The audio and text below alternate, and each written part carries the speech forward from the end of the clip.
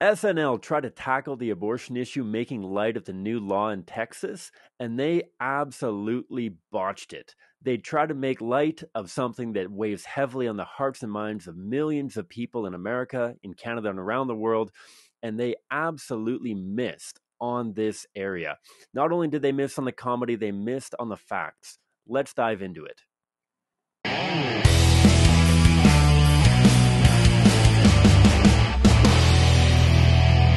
Cam, there was a time when Saturday Night Live was great. I remember watching Norm Macdonald videos. One of the best comedians out there, just passed away not too long ago, but certainly one of my favorite comedians. Absolutely amazing when he would tackle cultural issues using satire and using really good comedy. But yeah, like you said, Saturday Night Live had a very poor comedy sketch on 2 Saturdays ago, really talking about abortion, making some fallacious claims, some errors, and all of that. I mean, one of the claims, Cam, we'll talk about it later, but just to spark your interest, is that women need to have abortion access to pursue great opportunities, be that status, be it fame, be it opportunities, whatever it might be. Abortion access is necessary for that, and that's the message that's being marketed to women around America, around Canada, but also around the world by what we've been seeing. So that's what we're going to talk about today. Saturday Night Live, and that's hard to say, Saturday Night Live, and their terrible comedy sketch. Cam, thank you for doing that opening for me, and welcome back, sir. It is good to be back. It is kind of fun to have to do that. You always get saddled with the opening quote, and so it's kind of fun to do it. For those who aren't able to see behind the scenes, it may have taken us like 45 attempts to get something that was useful for our introductory quote, but thankfully you don't have to listen through all of that hot garbage, as it were. I can't even say that I'm excited to do this episode necessarily, Peter, because this was so cringeworthy. Like I had to watch this, 5-6 times to be able to process some notes and get ready for this episode. And each time I just cringed more and more. And part of me doesn't even want to give any form of validation, any kind of nod towards this. And yet there's millions of people who tune into SNL and check out their content. I've seen this posted across the internet, and so I think it's important for us to tackle it. But warning to ye in the audience who are tuning in, there's not a whole lot to even laugh about from their sketch, let alone to appreciate from how they try to tackle the abortion issue here. Yeah, that's right. It's not funny. I mean, we had a debate before we got on air, Cam, as to whether they were trying to be cringy or whether they were trying to be funny, and it just ended up being cringy. But yeah, the point of this episode is not to sort of bring out their comedy and show how their comedy is absolutely terrible.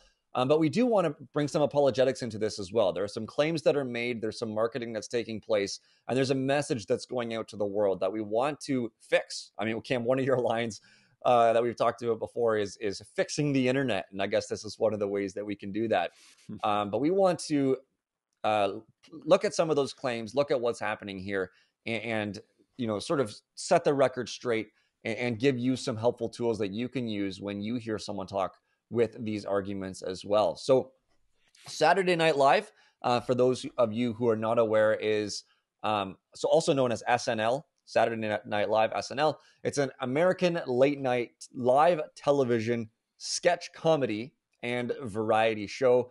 Comedians come on, and it's supposed to be this funny, sort of entertaining live show where, like I mentioned a little bit earlier, they talk about cultural issues and provide some funny cultural commentary. Certainly not the best at doing that. So yeah, let's dive in, Cam. I've cut some of these. I've cut this video into a number of different clips, so we'll just take it a clip at a time. So let's play the first clip. The Supreme Court heard arguments this week in Women's Whole Health v. Texas about the controversial Texas law that essentially bans all abortions after just 6 weeks. Here to cheer us up, well, this can't be right, Goober the Clown, who had an abortion when she was 23. Hey, I'm Goober the Clown.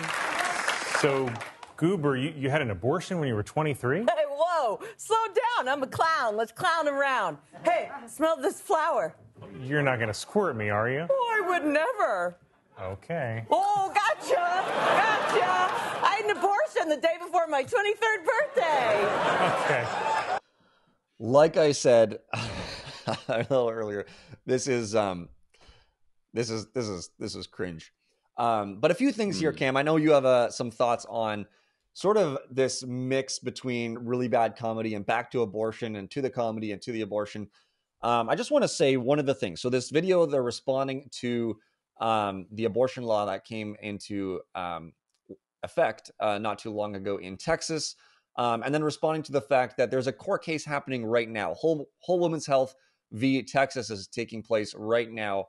Whole Woman's Health is the largest network of abortion providers in Texas, and they're fighting to reverse this in any way that they can.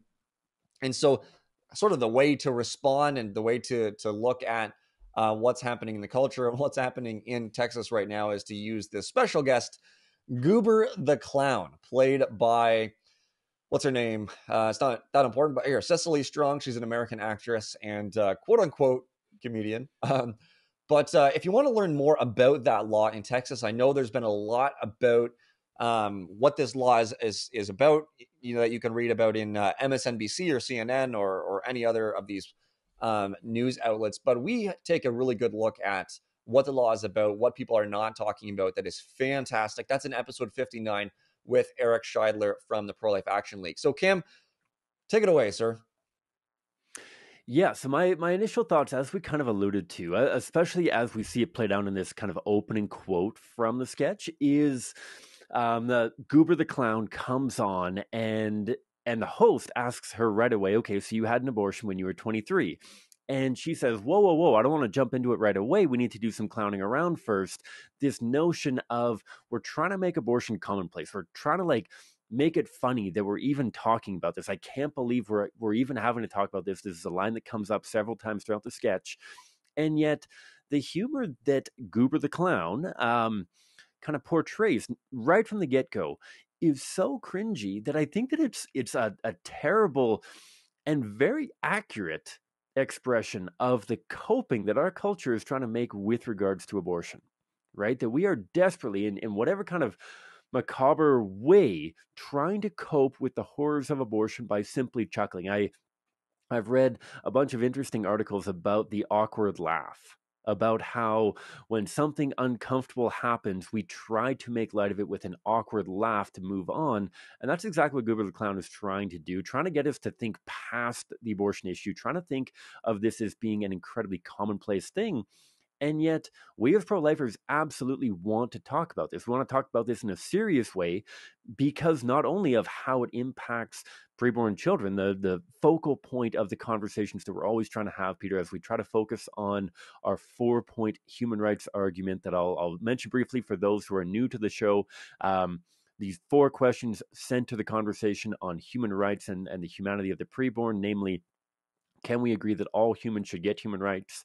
Moving on to if something is growing, isn't it alive? If that living organism has human parents, isn't he or she a living human?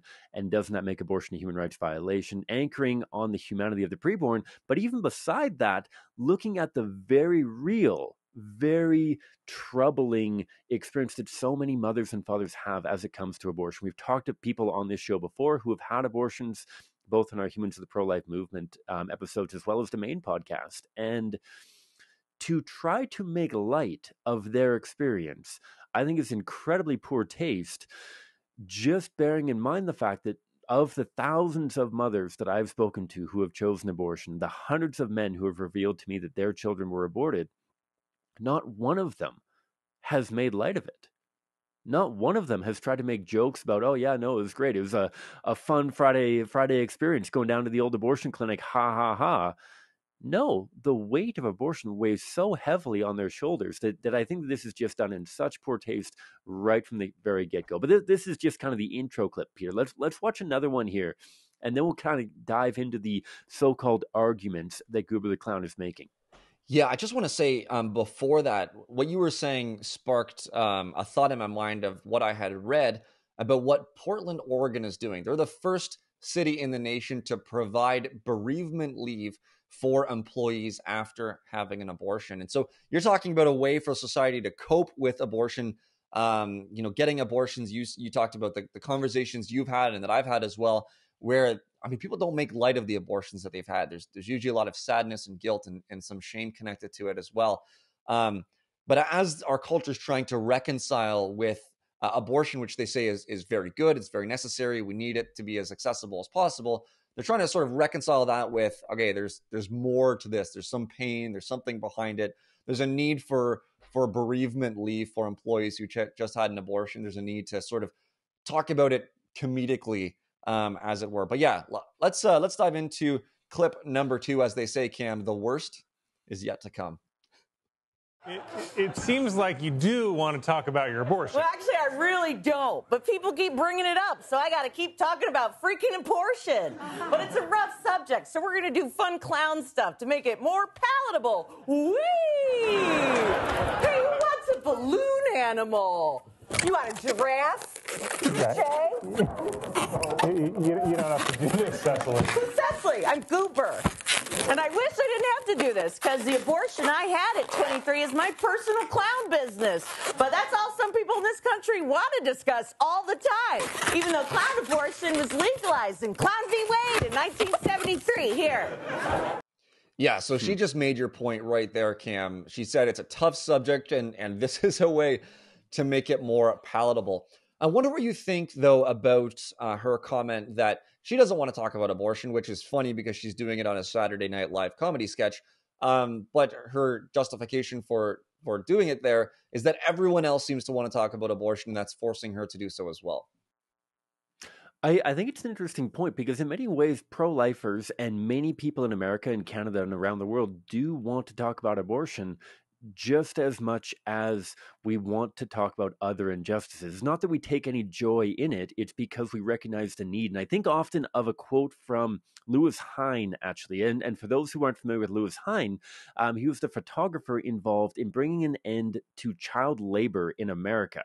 And Lewis Hine took these pictures of children who were being forced to work in heinous conditions in factories and coal mines, children who had lost limbs and all sorts of years of their childhood.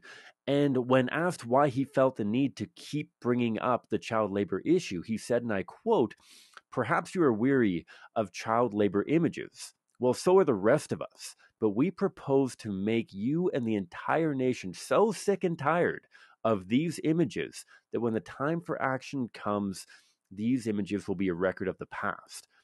Honestly, Peter, I can't wait until I can stop talking about abortion. But so long as abortions continue to happen, we need to continue addressing it. And so this isn't a matter of pro-lifers wanting to drag people's personal stories out into the mud. Pro-lifers are future focused, both future of children who are scheduled to be killed, dragged to the slaughter today, tomorrow, next week, next year, whatever it may be, future focused in that way, but also future focused for the mothers who have chosen abortion, because we want them to find healing and a path to recovery in the future. Yeah, and thinking about how we can use some of this sort of commentary just for thought when we go on the streets and have conversations as well. She mentions that abortion is a tough subject. Now, it would have been wonderful if they tried to sort of understand why abortion was the tough subject. But the reality is that for so many people, not your sort of your actresses, your people from Hollywood and the folks that you see on TV, but for regular folks as well that we meet, Cam, on the streets, that we meet at high schools and colleges, that we might work with in our workplaces or go to school with and study with. Abortion is a tough subject. And so that's one of the reasons that we often advocate for finding common ground in the conversations that we're having. That if someone mentions that, yeah, they're in a tough situation, whatever it might be, whatever the situation might be, we're not going to them with facts and logic and beating them over the head. Now, we are going to them with facts and logic, but we're doing it compassionately. We're finding common ground, and we're saying something like, I understand. I recognize that being in a situation like that must be extremely difficult, and that the temptation to have an abortion or to try find that way out would be really high. I understand that it would be difficult to think about having a child in a situation like that, and put that situation in whatever that person shared with you. You're finding common ground. You're showing that you care for them. You're showing that you do want what is best for them, and that really helps in the conversation. Now, Cam, anything else that you want to touch on here before we play the next clip? Yeah, one thing that we talk about so often. So obviously, most of the conversational tools, Peter, that you and I talk about are somewhat academic. As much as you talk about the empathy that we're finding through common ground, we want to make sure that empathy steeps our entire conversation. We often talk if the person I'm speaking to is somebody like Goober the Clown, who reveals to me that she had an abortion the day before her 23rd birthday. I want to do a couple things. I want to love her genuinely. I want her to know just how much I care about her healing, her recovery, where she's at, and how I can help her with whatever she's going through in the aftermath of abortion. But I also want to try to seek to understand, like you had said, tying this common ground into understanding where they're coming from. But it's difficult to really understand where somebody who had an abortion when she was 23. I mean, I've never had an abortion myself. By God's grace, nobody in my immediate vicinity has asked me about helping them obtain an abortion. And so I want to seek to understand in a very gentle, very kind of flexible way. I don't want to order them to tell me why they had the abortion, but I want to invite them to say, can you share with me what you were going through at that time? Can you share with me who was pushing or pulling you towards abortion? And through seeking to understand and seeing where she's coming from, I also want to provide a different perspective. Because unfortunately, as is evident even in this sketch, how they failed to mention the $100 million stimulus that the government in the state of Texas has committed to help pregnant mothers in difficult situations and young families and whatnot. There's so many people who are oblivious to the incredible and in many places, complete support that's available to mothers. And so, as we seek to understand what they were going through, finding ways to offer a different perspective, I think, as well. This is something that CCPR presenters have often talked about as heart apologetics. This is something that should steep our entire conversations, but especially when people reveal to us that they've had an abortion. So, just a couple other thoughts as to how we can navigate, especially when you're talking to somebody who tells you that they've had an abortion. Yeah, that's going to tie into the next clip as well. So let's play the third clip. So these clips, like I said, I just cut them up so you're watching the whole video, but we cut them up so you're able to sort of pull from the shorter pieces. So here's clip number 3. Can you stop saying clown abortion? And what is this? I don't know. It's a worm. I don't know. Hey, did you know 1 in 3 clowns will have a clown abortion in their lifetime? You don't, because they don't tell you. They don't even know how to talk to other clowns about it. Because when they do talk about it, if you were a clown who wasn't the victim of something sad like clown cess, they think your clown abortion wasn't a righteous clown abortion. I mean, what the dick is that? I don't think you can say that word on the show. What, abortion? Well, I guess kind of. Yeah, so that one claim that she made there, 1 in 3, well, she said 1 in 3 clowns will have a clown abortion in their lifetime, but 1 in 3 women, as she's trying to get at, will have an abortion in their lifetime. And that really, really highlights once again, Cam, that when we're talking about abortion, whether the person in front of us that we're talking to has mentioned that they've had an abortion or not, it's likely that they know at least one person in their lives, but certainly more people in their lives who have had an abortion in the past. And so we need to be pretty intentional about gracing our conversation with that compassion throughout. Not, like you said, Cam, not just finding that common ground, but really highlighting throughout the dialogue that we do care for them. Now, there are a number of things that she mentioned here. So I'll just point out one, Cam, and then I know you have a few things as well. Certainly for the, what's it called, clown cest, I think she mentioned. But the argument that 1 in 3 women have had an abortion as a way to justify having an abortion is a fallacy. It's an ad populum fallacy, which is basically saying most women around you have had an abortion, therefore it must be morally okay to have that abortion. The unfortunate reality here is that our morals are not dictated by what the population does, what the majority of the population does, but there's something sort of totally opposite, totally different, that determines what is morally right and what is morally wrong. And so that can never be a justification for why abortion is okay. And in the flip side as well, if you could find a stat that says hardly anyone has an abortion, that's not a justification for us to say, therefore, abortion is wrong. That doesn't work like that. We really need to get to the heart of the issue. But Cam, could you talk about sort of the argument from incest that she's saying that sort of all other abortions are not righteous abortions, while that one might be. What do you make of that comment? Unfortunately, what I think that she's probably alluding to is the fact that there's so many pro-life politicians and other public figures who, when challenged on their stance on abortion, will say, you know what, I'm against all abortions except for incest, rape, and what we would some people might call the quote unquote tough cases, as it were. And she implies that those are righteous abortions, or abortions that should be allowed because of the extremity of their circumstances. However, anything that doesn't meet that threshold is not sufficient, not righteous enough to have an abortion. And yet, I think that she misses the mark on this, because unfortunately, yeah, there are politicians that don't have a very good way of talking about abortion, and they buckle under the pressure, and they want to be compassionate. They want to express empathy and compassion for those who are in those truly, truly heart-wrenching situations. And they think that by conceding on abortion in those situations, they're being compassionate, they're being loving, when really they're just compromising their conviction. Because if abortion doesn't kill a human being then why does it kill a human being in other circumstances? And if it doesn't kill a human being, then why are we talking about it in the first place? Either abortion kills a human being, and it's never okay to kill an innocent human being to solve a problem, or it doesn't kill a human being and it's always okay. It should be one or the other. I have a far easier time understanding people who support all abortions than people who only support some abortions. And so I think that she does kind of address this well. And yet the response and the understanding from you, our audience, ought to be not that we need to have a better distinction or better argue the differences between incestuous pregnancies and why they should be allowed to have abortions, but rather that these demand rather a greater degree of support. By way of analogy, if we found out that a born child, their father had committed terrible crimes either against the mother or against anybody, would we ever suggest we kill that born child because of the crimes of their father? If not, then why are we willing to kill that same child a few months or a few years earlier while they're still within their mother's womb?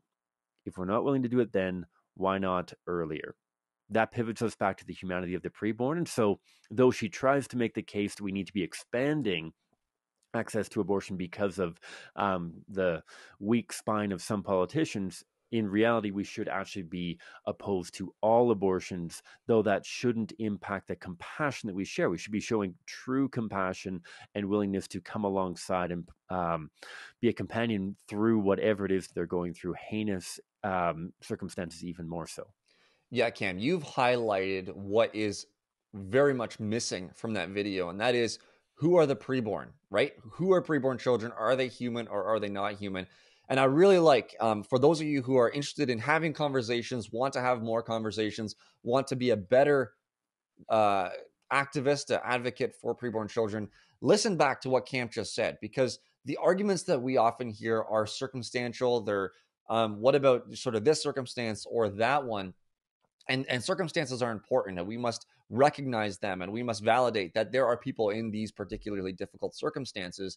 But the question of whether abortion is right or not is not dependent upon those circumstances, but dependent on that one factor that is very much missing from this video, and that is, who are preborn children. And that's why it's really, really important. Cam, you highlighted this very well. It's very important for us to pivot our conversation around who are preborn children, and then what does abortion do to them? If they're human, what is abortion doing to them? It's ending their lives. And that is one of the key elements that we talk about all the time in the program, Cam, but certainly is missing here. Let's do the next clip. Let's continue on with this video.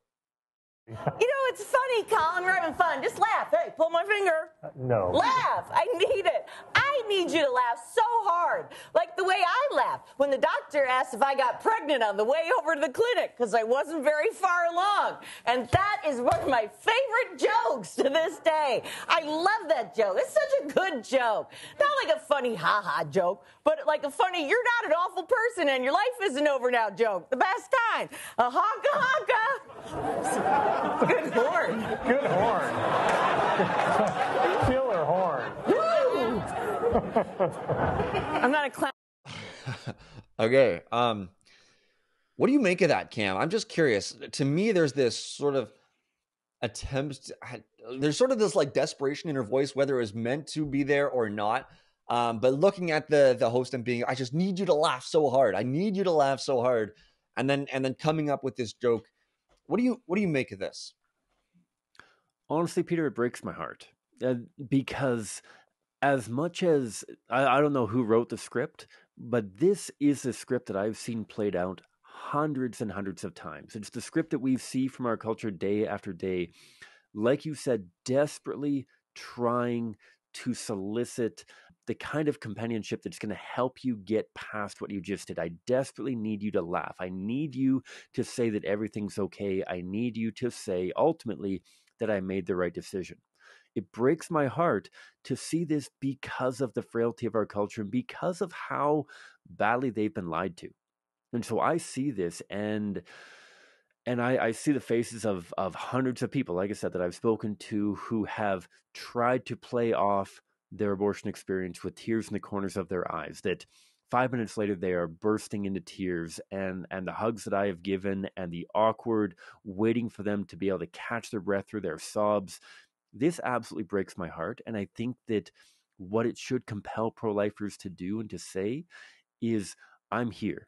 Let me help you. Let me help you in a real way. Let me help you navigate what you're going through. If you've chosen abortion already, let me help you find healing. If you haven't chosen abortion, but you're thinking about abortion, let me help you. I can find a better solution than killing your child. And if you've never been in this circumstance before, but don't know how to deal with this with your friends, let me help you. Let me help you help them. This desperate cry, this plea for acceptance, the pro-life movement is here to accept you. And we want to accept you with all of the challenges and circumstances that you're faced with. We want to accept you with whatever it is that you've gone through. We want to help. Please let us help. That's a heavy note for what it was supposed to be, a light-hearted comedy sketch, but I can't see any other response that fits that with this desperate cry for help. Let us actually help you in a way that's going to help you navigate what you're going through, so that you don't, so that you're not haunted by this for years, so that you're not forced to try to cope with a decision that you can't undo. Let us help you. Cam, I don't know what I can add to that to make it any better. I'm gonna add one little thing.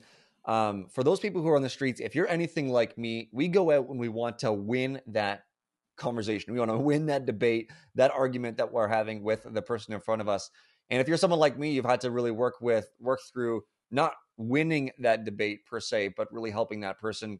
And here's the thing: if you don't win the conversation, if you don't win the argument, if you don't provide better facts and logic than they do in the discussion, but if you do offer help to someone, if you do show them the love and compassion that you have, but certainly as a representation of the pro-life movement as a whole, and if you're able to walk with someone, even briefly, even for a brief moment, through some of their grief, some of their sadness, and some of their journey to get the help and the healing and the hope that they need, you have done far more than winning that conversation. Something I've had to learn, Cam, I don't know about you, as one of Canada's best apologists that we have, but certainly something extremely important for us to remember. So with that, let's take it on to the next clip. This is the second last clip here.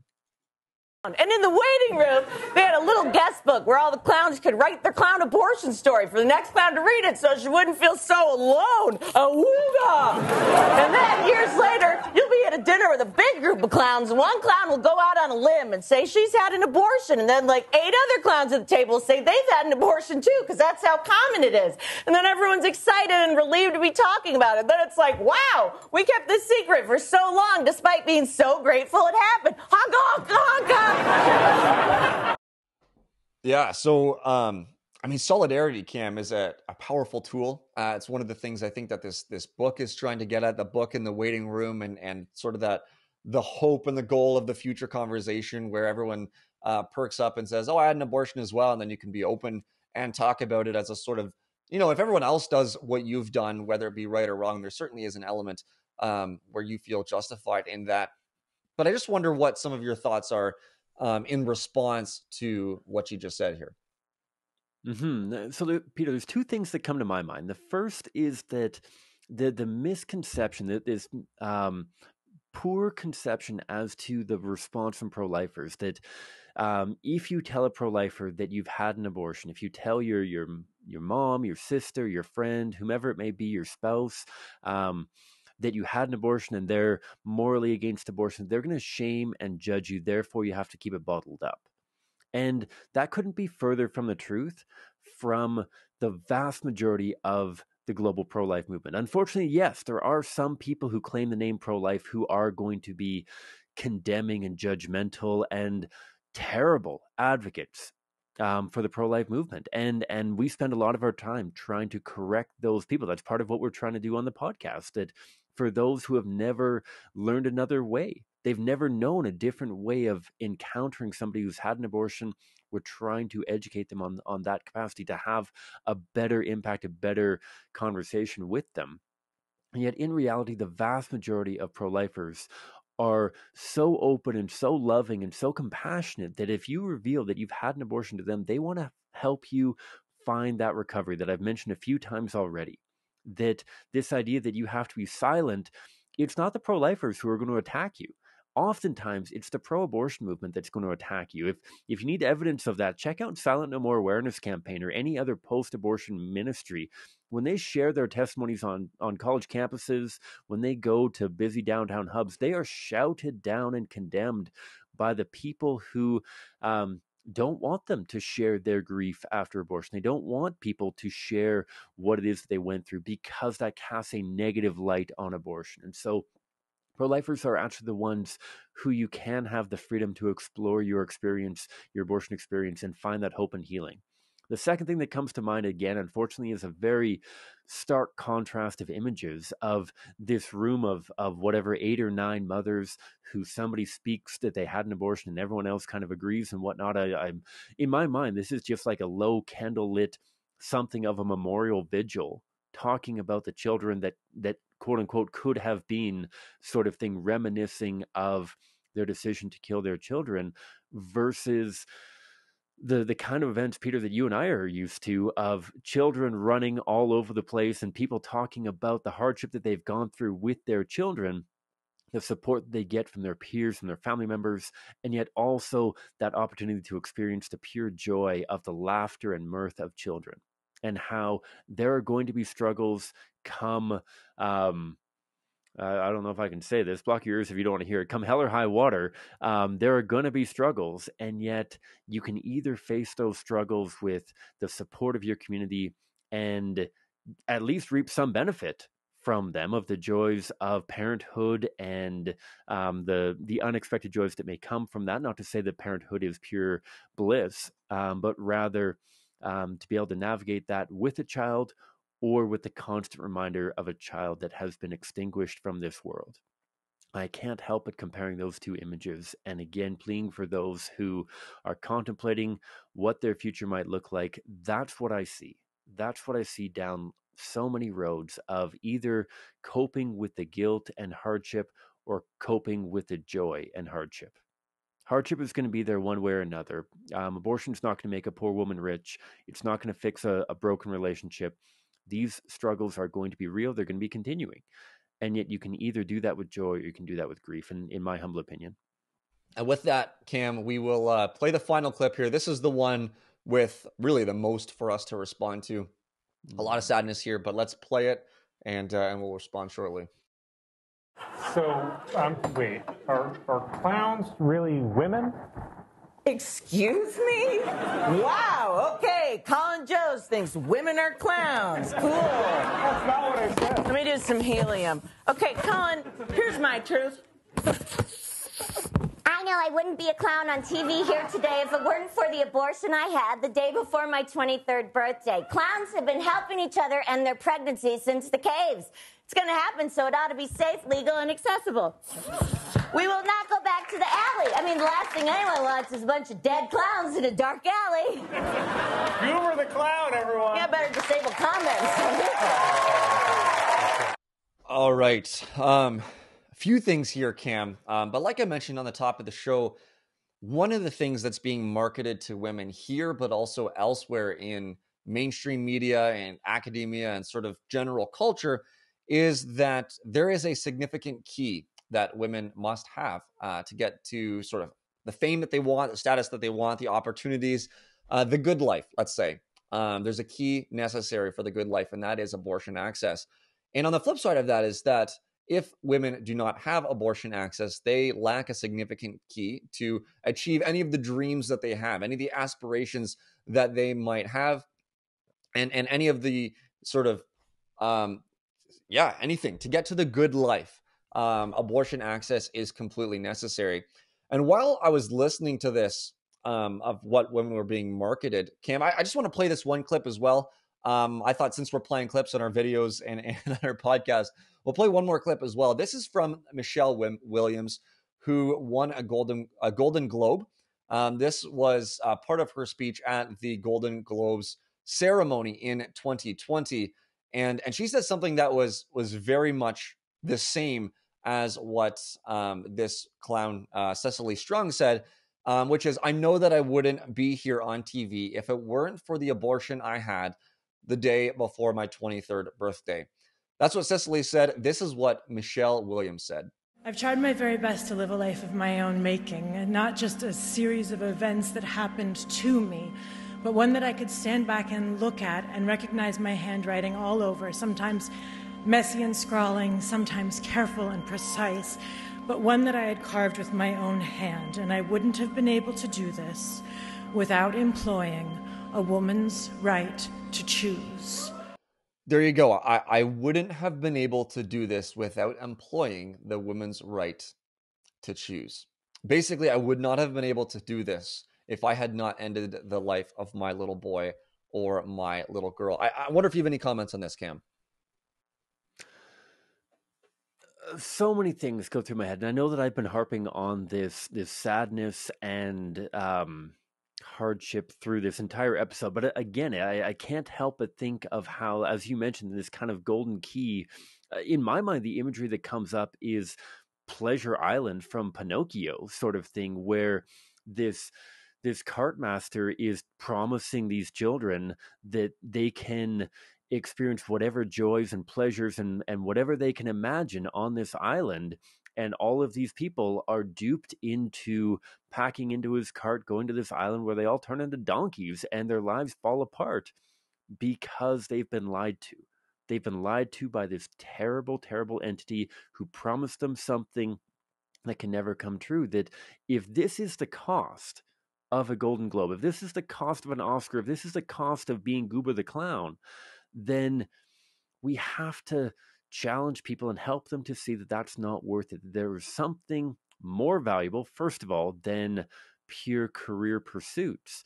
And the idea that the grass is greener on the other side, but not only that, but the grass is only greener through this bridge. And this bridge is going to exact a toll, which is the cost of your child's life.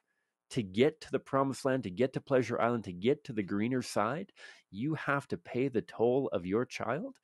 We have to find better bridges. We have to find better destinations, find better ways of flourishing in society than having this toll booth that is exacting our children from us. I think it's horrifying. I think it's saddening. And I think that it speaks to a culture that is so broken that constantly tells people, mothers especially, that you will not be fulfilled unless you pursue XYZ. You cannot be fulfilled as a mother. You cannot be fulfilled as a professional who is also a mother.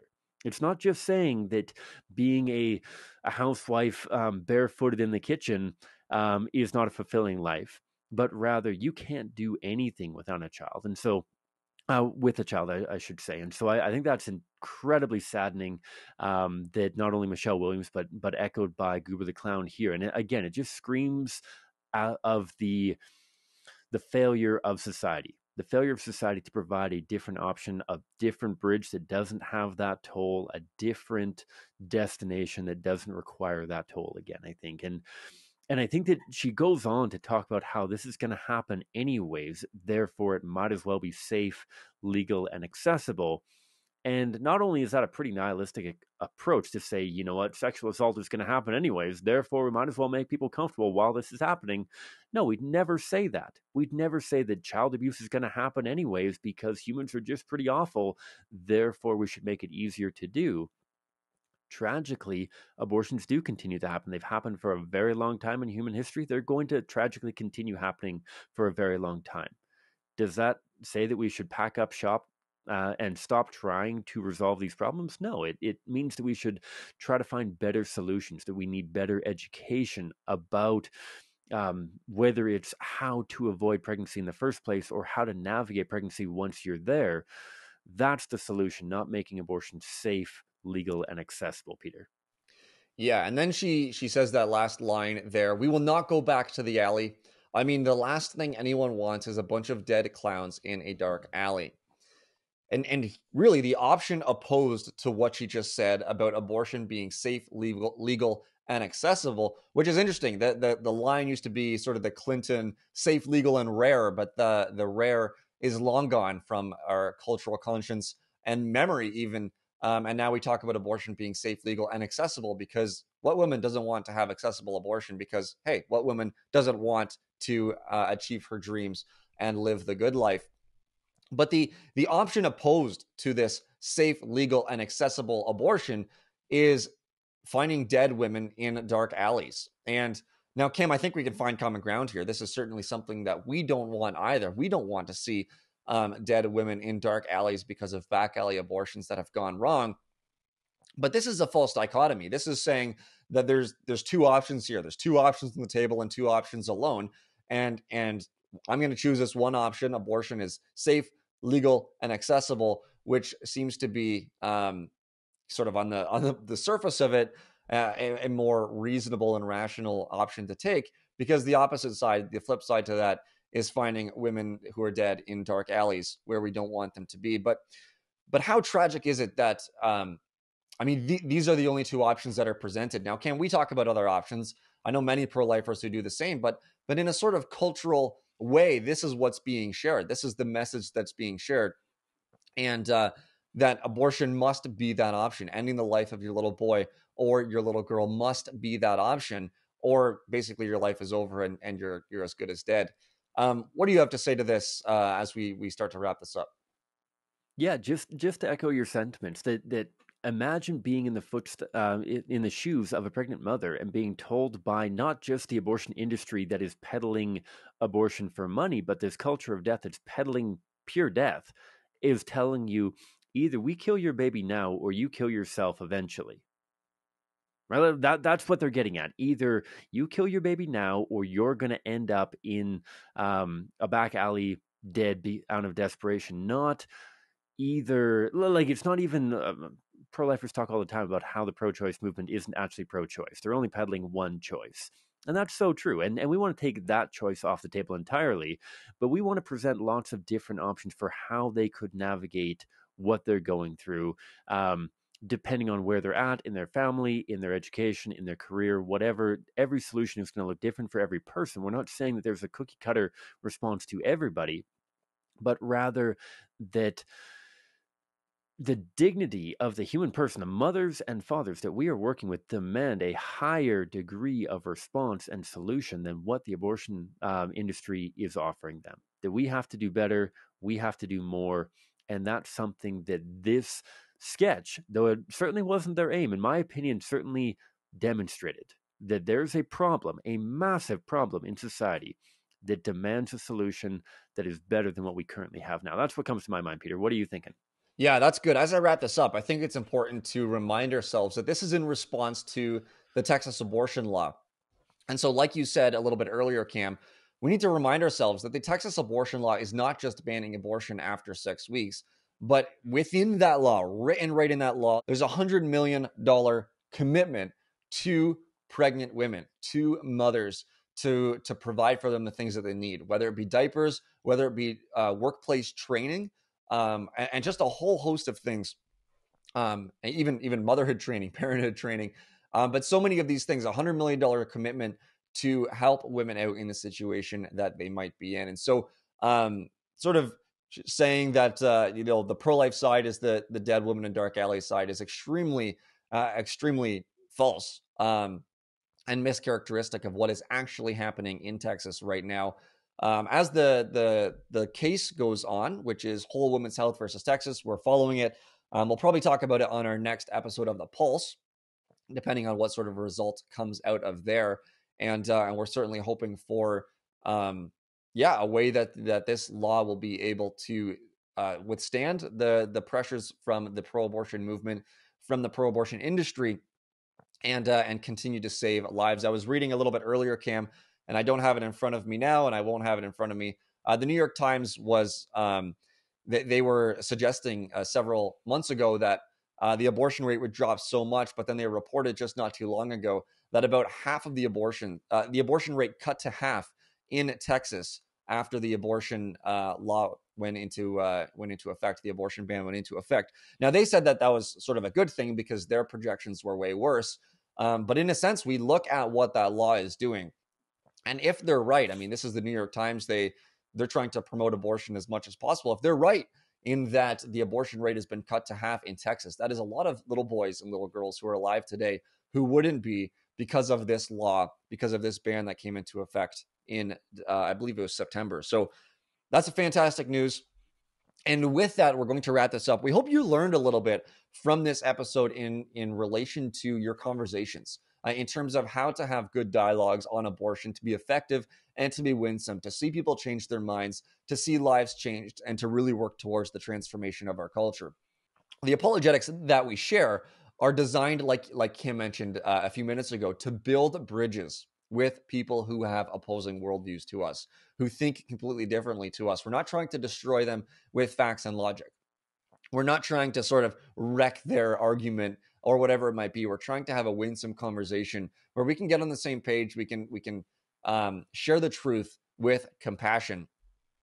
Kim, I don't know if you want to touch on anything regarding that as we wrap this up, or if I should get to some of the final housekeeping things here.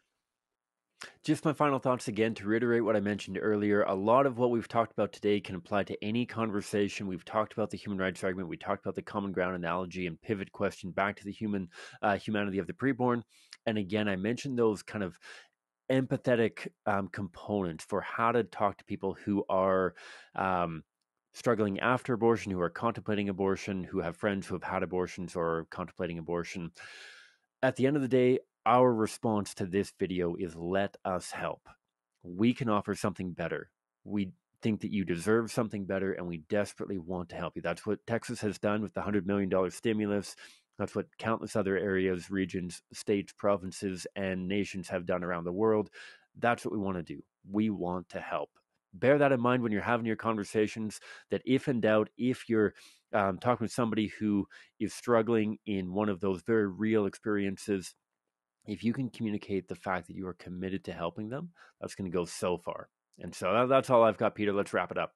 Love it, sir. Yeah, okay. So on our last episode number 68, we talked about how to have effective social media outreach, to use the conversations that we use on the streets, on our social media platforms, on Instagram, on Twitter, on Reddit, and elsewhere. That was a really good conversation with two colleagues of ours, Blaze Elaine and Quiana Casamayor. So go check that out if you're interested in having those good conversations online. There's lots of helpful insights into all of our conversations, but certainly focusing on our online conversations. And then do consider becoming an ambassador of the Pro-Life Guys, but even more than that, an ambassador of preborn children by joining our online action team. We'll put a little bit more, we'll put the application form for that into the show notes, but you can learn more about the online action team from that episode 68, which is effective social media outreach. We also have a shop with some cool merch. Cam, lift it up. I saw that you were drinking. Look at that. I also have some here as well. I don't have the shirts hanging up here, but we do have some merchandise with the Pro-Life Guys logo. Now, this merch, I mean, we love getting, oh, look at that. If you're listening, Cam just held up a shirt that said, change minds, save lives, transform our culture. Go check that shirt out at prolifeguys.com/shop. Now, it is cool that merch is going out with some of our with our logo and some of that on there with some of our messaging. But the more important thing here is that the profits from the merchandise will go towards the growth of the podcast, and it'll go towards further pro-life outreach. We work for an organization that does a lot of pro-life outreach. We seek to have our messaging and abortion victim photography seen by Canadians millions and millions and millions of times every single year. And so the funds, the profits from the merchandise that we sell is going to go to that pro-life outreach and to making sure that more and more people hear the message that we are sharing here on the podcast. So go check it out, prolifeguys.com/shop. You can also partner with us for the same end, for the same goals, by becoming a patron. Patreon.com/prolifeguys. Cam, I'm losing my voice and I don't know why. So you're going to have to wrap this up. Thank you everyone for listening. Cam is going to take it away and finish this episode off. Absolutely. Thanks so much for tuning in. If this is your first time checking out the podcast, please tune into our other episodes that Peter mentioned. You can find them on your favorite podcast catcher, on YouTube, on our website, prolifeguys.com. If you want to learn more about how to get involved, local volunteering opportunities, courses that we have on the go, check out that website again, prolifeguys.com. And I hope that you were able to apply these skills in ways that impact those in your sphere of influence. Thanks a ton for tuning in. Hope that you will check it out again soon. Okay, God bless.